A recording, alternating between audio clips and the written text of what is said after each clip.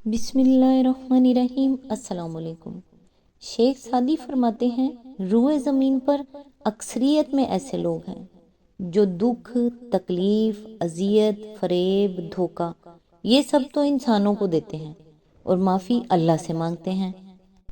برداشت کی صلاحیت خوش نصیب لوگوں کو ہی ملتی ہے۔ اخلاق کا حسن جس انسان میں آ جائے وہ خالق اور مخلوق دونوں کا محبوب بن جاتا ہے۔ اے انسان خرچ کر، اللہ تجھ پر خرچ کرے گا۔ رسول اللہ صلی اللہ علیہ وآلہ وسلم نے فرمایا، اللہ تعالیٰ فرماتے ہیں، اے ابن آدم تو صدقہ و خیرات پر خرچ کر، میں تجھ پر خرچ کروں گا۔ صحیح بخاری حدیث نمبر 4684 بروایت سیدنا ابو ہریرہ۔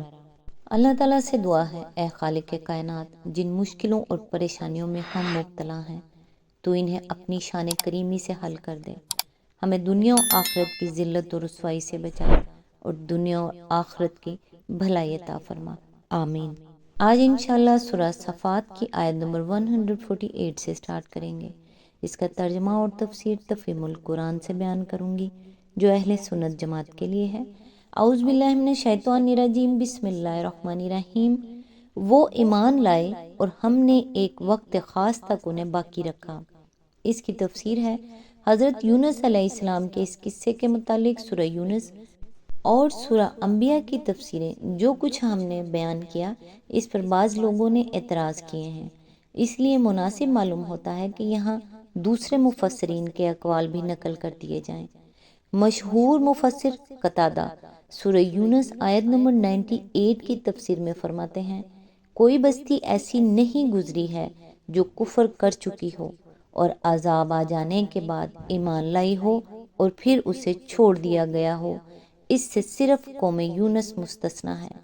انہوں نے جب اپنے نبی کو تلاش کیا اور نہ پایا اور محسوس کیا کہ عذاب قریب آ گیا ہے تو اللہ نے ان کے دلوں میں توبہ ڈال دی۔ ابن کثیر جلد 2 صفحہ نمبر 433۔ اسی آیت کی تفسیر علامہ علوسی لکھتے ہیں، اس قوم کا قصہ یہ ہے کہ یونس موصل کے علاقے میں نینوا کے لوگوں کی طرف بھیجے گئے تھے۔ یہ کافر و مشرک لوگ تھے۔ حضرت یونس نے ان کو اللہ وحدہ لا شریک پر ایمان لانے اور بتوں کی پرستش چھوڑ دینے کی دعوت دی۔ انہوں نے انکار کیا اور جھٹلایا۔ حضرت یونس علیہ السلام نے ان کو خبر دی کہ تیسرے دن ان پر عذاب آ جائے گا، اور تیسرا دن آنے سے پہلے آدھی رات کو وہ بستی سے نکل گئے۔ پھر دن کے وقت جب عذاب اس قوم کے سروں پر پہنچ گیا اور انہیں یقین ہو گیا کہ سب ہلاک ہو جائیں گے تو انہوں نے اپنے نبی کو تلاش کیا مگر نہ پایا۔ آخر کار وہ سب اپنے بال بچوں اور جانوروں کو لے کر صحرا میں نکل آئے اور ایمان و توبہ کا اظہار کیا، بس اللہ تعالیٰ نے ان پر رحم کیا اور ان کی دعا قبول کر لی۔ روح المعانی جلد نمبر 11 صفحہ نمبر 170۔ اسی طرح سورہ انبیاء کی آیت نمبر 87 کی تشریح کرتے ہوئے علامہ علوسی لکھتے ہیں، حضرت یونس علیہ السلام کا اپنی قوم سے ناراض ہو کر نکل جانا ہجرت کا فعل تھا، مگر انہیں اس کا حکم نہیں دیا گیا تھا۔ روح المعانی جلد نمبر 17 صفحہ نمبر 77۔ پھر وہ حضرت یونس علیہ السلام کی دعا کے فقرہ انی کنتم من الظالمین کا مطلب یوں بیان کرتے ہیں، یعنی میں قصوروار تھا کہ انبیاء کے طریقے کے خلاف حکم آنے سے پہلے ہجرت کرنے میں جلدی کر بیٹھا۔ یہ حضرت یونس علیہ السلام کی طرف سے اپنے گناہ کا اعتراف اور توبہ کا اظہار تھا تاکہ اللہ تعالیٰ ان کی اس مصیبت کو دور فرما دے۔ روح المعانی جلد نمبر 17 صفحہ نمبر 78۔ مولانا اشرف علی تھانوی کا حاشیہ اس آیت پر یہ ہے کہ وہ اپنی قوم پر جب کہ وہ ایمان نہ لائی خفا ہو کر چل دیے اور قوم پر سے عذاب ٹل جانے کے بعد بھی خود واپس نہ آئے اور اس سفر کے لیے ہمارے حکم کا انتظار نہ کیا۔ بیان القرآن۔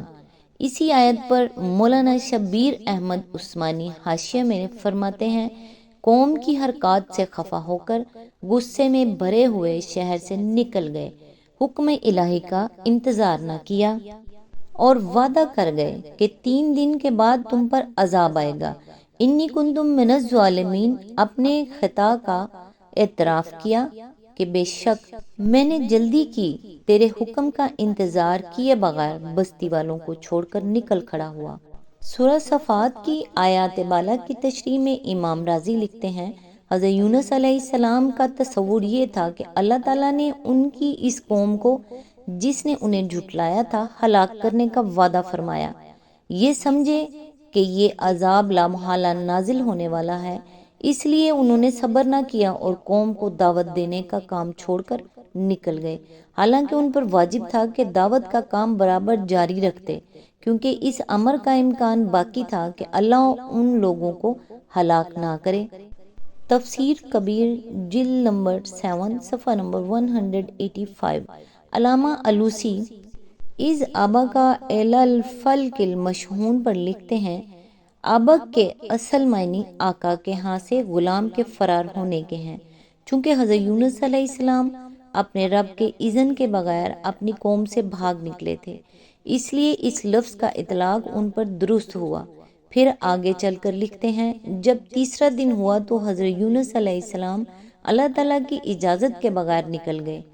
اب جو ان کی قوم نے ان کو نہ پایا تو وہ اپنے بڑے اور چھوٹے اور جانوروں سب کو لے کر نکلے اور نزول عذاب ان سے قریب تھا، پس انہوں نے اللہ تعالیٰ کے حضور زاری کی اور معافی مانگی اور اللہ نے انہیں معاف کر دیا۔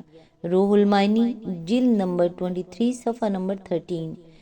مولانا شبیر احمد صاحب واہو ملیم کی تشریح کرتے ہوئے فرماتے ہیں، الزام یہی تھا کہ خطائے اجتہادی سے حکم الہی کا انتظار کیے بغیر بستی سے نکل پڑے اور عذاب کے دن کی تعین کر دی۔ پھر سورہ القلم کی آیت فاصبر بحکم ربک ولا تکن کصاحب الحوت پر مولانا شبیر احمد صاحب کا حاشیہ یہ ہے، یعنی مچھلی کے پیٹ میں جانے والے پیغمبر حضرت یونس علیہ السلام کی طرح مکذبین کے معاملے میں تنگ دلی اور گھبراہٹ کا اظہار نہ کیجیے۔ اور اسی آیت کے فقرہ وَهُوَ مخزوم پر حاشیہ تحریر کرتے ہوئے مولانا فرماتے ہیں، یعنی قوم کی طرف سے غصے میں بھرے ہوئے تھے، جھنجھلا کر شتابی عذاب کی دعا بلکہ پیشن گوئی کر بیٹھے۔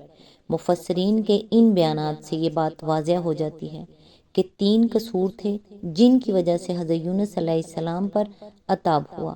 ایک یہ کہ انہوں نے عذاب کے دن کی خود ہی تعین کر دی، حالانکہ اللہ تعالیٰ کی طرف سے ایسا کوئی اعلان نہ ہوا تھا۔ دوسرے یہ کہ وہ دن آنے سے پہلے ہجرت کر کے ملک سے نکل گئے، حالانکہ نبی کو اس وقت تک اپنی جگہ نہیں چھوڑنی چاہیے جب تک اللہ تعالیٰ کا حکم نہ آ جائے۔ تیسرے یہ کہ جب اس قوم پر سے عذاب ٹل گیا تو واپس نہ گئے۔ آیت نمبر 149۔ پھر ذرا ان لوگوں سے پوچھو، کیا ان کے دل کو یہ بات لگتی ہے کہ تمہارے رب کے لیے تو ہوں بیٹیاں اور ان کے لیے ہوں بیٹے؟ اس کی تفسیر ہے، یہاں سے ایک دوسرا مضمون شروع ہوتا ہے۔ پہلا مضمون آیت نمبر 11 سے شروع ہوا تھا، جس میں کفار مکہ کے سامنے یہ سوال رکھا گیا تھا، ان سے پوچھو کیا ان کا پیدا کرنا زیادہ مشکل کام ہے یا ان چیزوں کا جو ہم نے پیدا کر رکھی ہیں؟ اب انہی کے سامنے یہ دوسرا سوال پیش کیا جا رہا ہے۔ پہلے سوال کا منشا کفار کو ان کی اس گمراہی پر متنبہ کرنا تھا کہ وہ زندگی بعد الموت اور جزا و سزا کو غیر ممکن الوقوع سمجھتے تھے اور اس پر نبی صلی اللہ علیہ وآلہ وسلم کا مذاق اڑاتے تھے۔ اب یہ دوسرا سوال ان کی اس جہالت پر متنبہ کرنے کے لیے پیش کیا جا رہا ہے کہ وہ اللہ تعالیٰ کی طرف اولاد منسوب کرتے تھے اور قیاسی گھوڑے دوڑا کر جس کا چاہتے تھے اللہ سے رشتہ جوڑ دیتے تھے۔ اسی آیت کے ضمن میں یہ بھی معلوم ہوتا ہے کہ عرب میں قریش، جوہینہ، بنی سلمہ، خزاع، بنی ملیح اور بعض دوسرے قبائل کا عقیدہ یہ تھا کہ ملائکہ اللہ تعالیٰ کی بیٹیاں ہیں۔ قرآن مجید میں متعدد مقامات پر ان کے اس جاہلانہ عقیدے کا ذکر کیا گیا ہے۔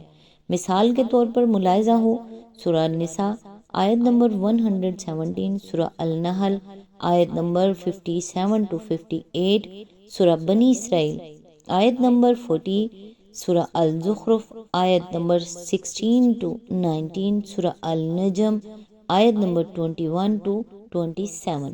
آج تک کے لیے بس اتنا ہی، نیکسٹ انشاءاللہ آیت نمبر 150 سے سٹارٹ کریں گے۔ تب تک کے لیے دعاؤں میں یاد رکھیے گا۔ اللہ حافظ۔